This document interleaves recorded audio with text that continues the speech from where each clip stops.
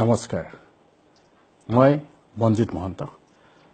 পুনৰ এটা বিষয় লৈ আপোনালোকৰ মাজলৈ আহিছো ফেচবুকৰ জৰিয়তে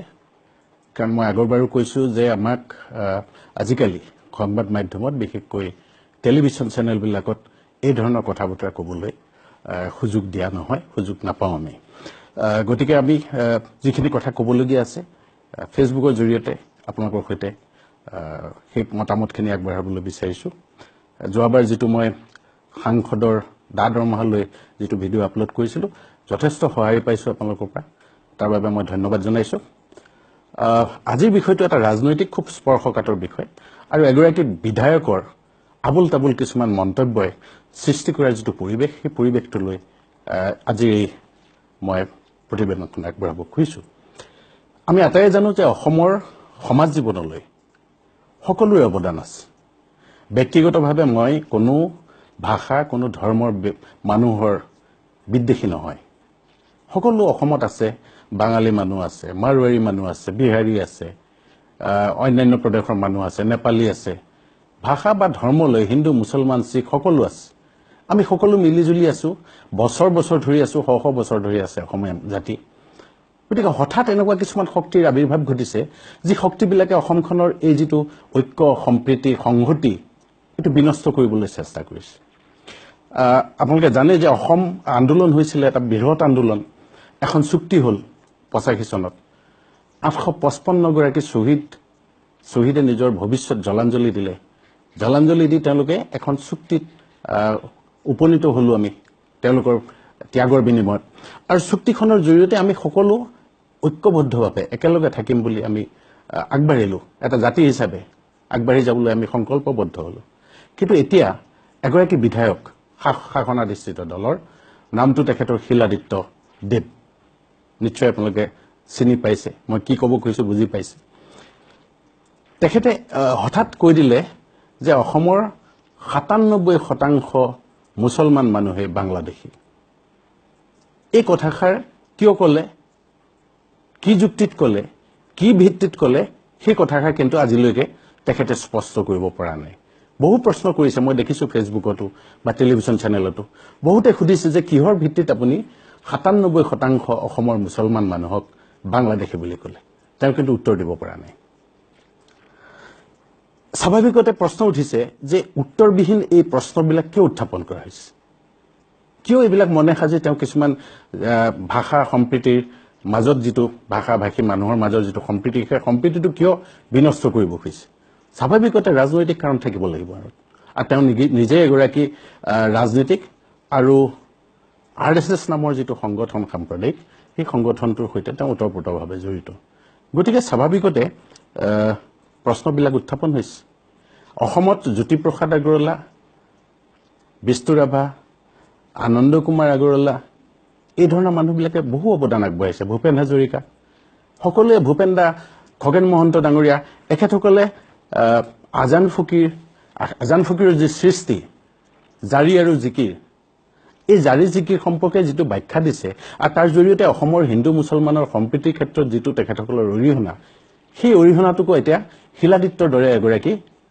কালি পৰহিৰ বিধায়কে নচ্ছাত কৰিছে এটো এটা চৰম অপমান নহয় না অসমৰ মানুহৰ বাবে এটা চৰম তেওঁ এটা ধৃষ্টতা কৰা নাই না চৰম ধৃষ্টতা যে অসমীয়া জাতি গঠন প্ৰক্ৰিয়াটো তেওঁ বিনষ্ট কৰিবলৈ আগবাঢ়িছে আৰু ইয়াৰ দ্বাৰা স্বাভাৱিকতে এটা প্ৰশ্ন জাগিছে মোৰ মনত মই হেতুকে আপোনালোকৰ সৈতে বিনিময় কৰিব খুজিছো যে অসমত শিলাদিত্যদেৱ বাঙালী মানুহ অসমত তেখেতে অকল বাঙালী নহয় অসমত অগণন বাঙালী মানুহ আছে বহুতৰ লগত আমাৰ সম্পৰ্ক আছে ভাল সম্পৰ্ক আছে বুজি আছে বিভিন্ন সমস্যা আমি একেলগে বহিছো সমাধান কৰিছো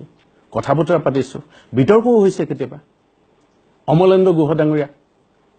তেখেতে অসমীয়া সাহিত্য জগতলৈ কিমান অৱদান আগবঢ়াই গৈছে সেই কথা মই আপোনালোকক ক'ব নালাগে পুলক বেনাৰ্জী ডাঙৰীয়া অসমৰ সংস্কৃতি জগতলৈ কিমান অৱদান আগবঢ়াইছে মই নিশ্চয় কোৱাৰ প্ৰয়োজন নাই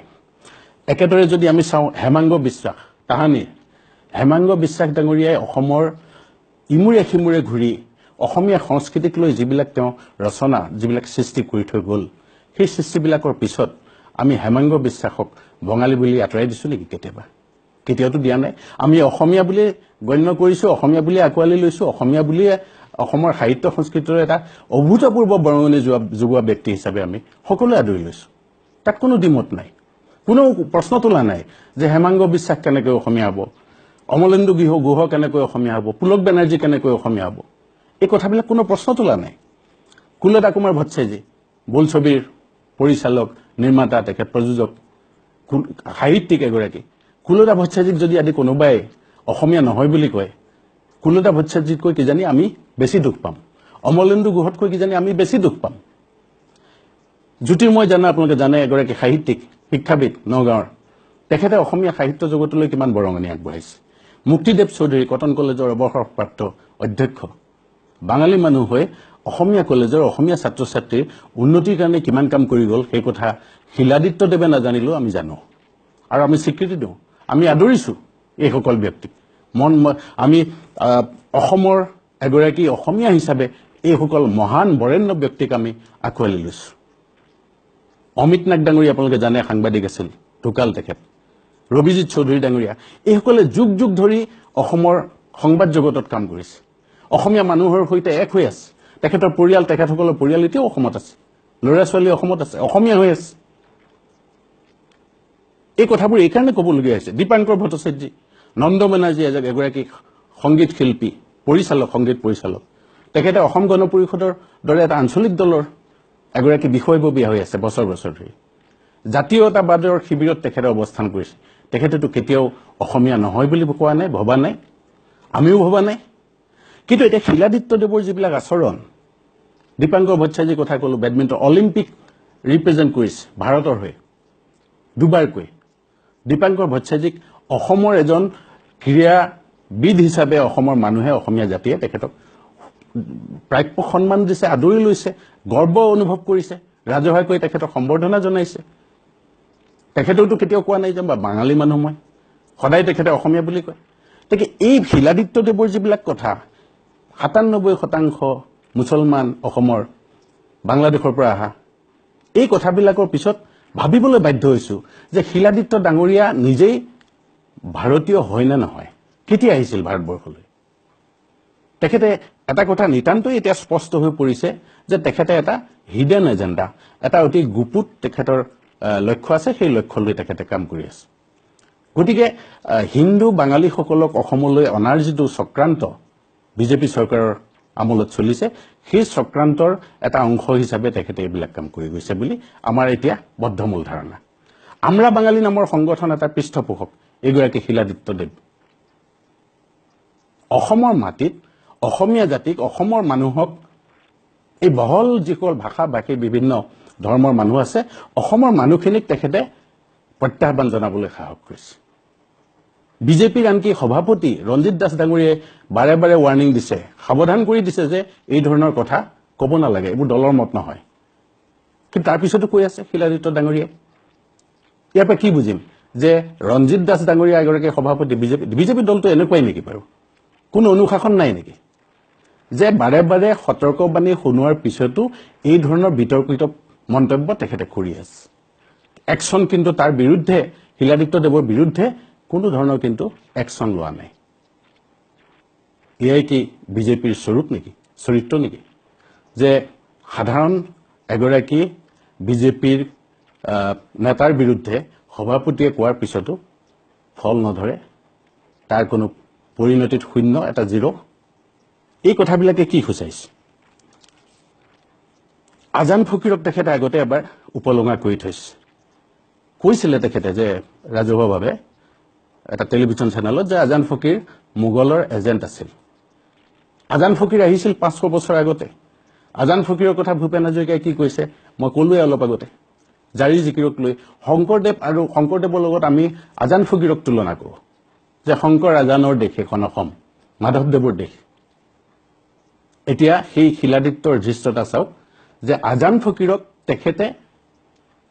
কিছুদিনৰ আগতে কেইমাহমানৰ আগতে তেখেতে আজান ফকীৰক কৈছে যে মোগলৰ এজেণ্ট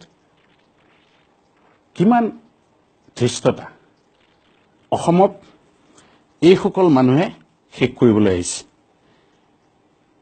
এই যিটো ধৃষ্টতা শিলাদিত্যদেৱৰ অসমীয়া জাতিৰ প্ৰতি অসমবাসীৰ প্ৰতি আৰু অসমত জন্মসূত্ৰে বাঙালী অথচ অসমীয়া যিসকল বৰেণ্য ব্যক্তি মই ইতিমধ্যে নাম ললো সেই মানুহখিনি আৰু অসমীয়াৰ মাজত সংঘাত সৃষ্টি কৰাৰ এয়া এটা চক্ৰান্ত বুলি আমি ভাবিবলৈ বাধ্য হৈছো এই কাৰণে ভাবিবলৈ বাধ্য হৈছো যে শিলাদিত্য ডাঙৰীয়াৰ এনে ধৰণৰ কথা বতৰাৰ পিছত বিজেপিও একো ব্যৱস্থা গ্ৰহণ কৰা নাই আৰু অন্যান্য সকলো যি ধৰণে ইয়াৰ বিৰুদ্ধে প্ৰতিবাদ কৰিব লাগিছিল তেখেতৰ মুখ বন্ধ কৰিব লাগিছিল সেইটো কৰিব পৰা নাই এই যে অসমীয়া আৰু বাঙালীৰ মাজত যেটো পাৰ্থক্য সৃষ্টিৰ তেখেতে ষড়যন্ত্ৰ কৰিছে এই ষড়যন্ত্ৰটো ধিক্কাৰ দিয়াৰ যোগ্য সকলোৱে ধিক্কাৰ দিব লাগে আৰু মই বিচাৰো মই ভাবো যে এই ধৰণৰ মানুহ